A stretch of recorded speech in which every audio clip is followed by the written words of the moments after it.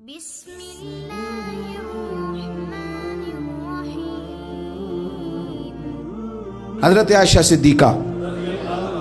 رضی اللہ تعالیٰ عنہ فرماتی ہیں، ایک عورت تھی اور اسے نبی پاک صلی اللہ تعالیٰ علیہ وسلم نے وہ کلمہ پڑھ کے مسلمان ہوئی، مدینہ طیبہ آ گئی تو حضور نے مسجد نبوی شریف میں اس کے لیے مکان،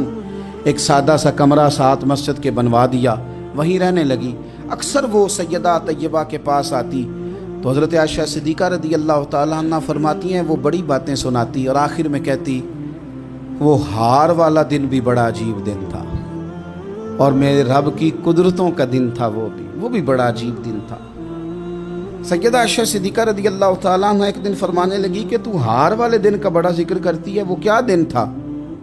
تو خاتون کہنے لگی اماں جی وہ دن تھا جب میرے رب پر بھروسہ اور مضبوط ہو گیا،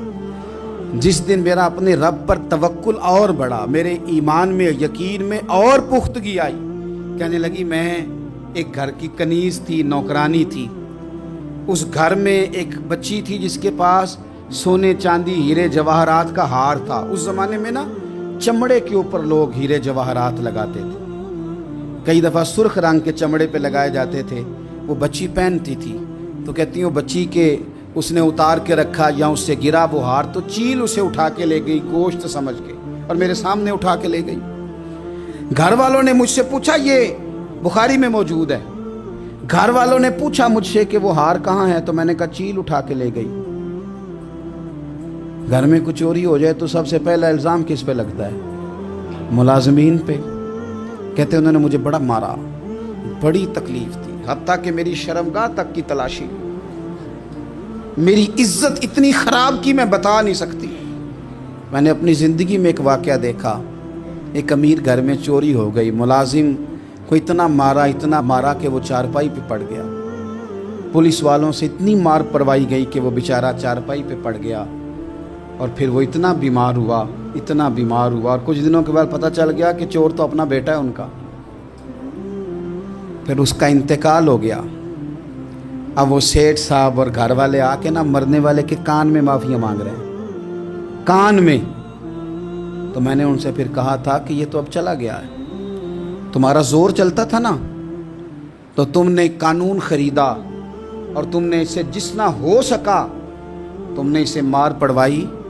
تمہارے پاس جو عدالتیں تھیں تم نے وہاں کارروائی کی، اب ایک عدالت قیامت کے دن لگے گی۔ یہ کمزور تھا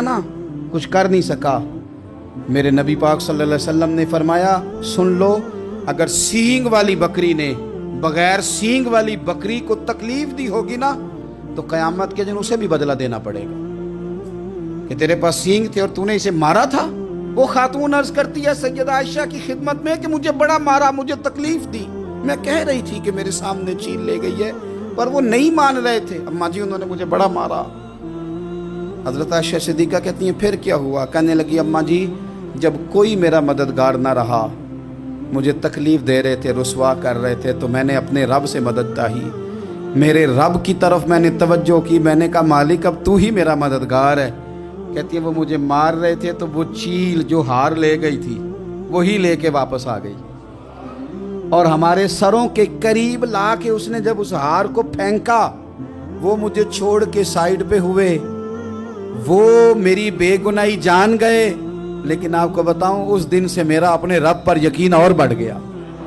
مجھے سمجھ آ گئی کہ جب انسان پورا ٹوٹ جاتا ہے اور جب کوئی چاروں جانب اس کا مددگار نہیں ہوتا تو رب تو ہوتا ہے اللہ تو اس کا مددگار ہوتا ہے وہ تو پھر اپنے اس بندے کی مدد کرتا ہے پھر وہ تو توانائی دیتا ہے وہ تنہا نہیں چھوڑتا،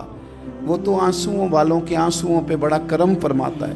وہ تو قسم پرسی میں آ جاتا ہے، اس کی رحمت بڑھ کے استقبال کر لیتی ہے۔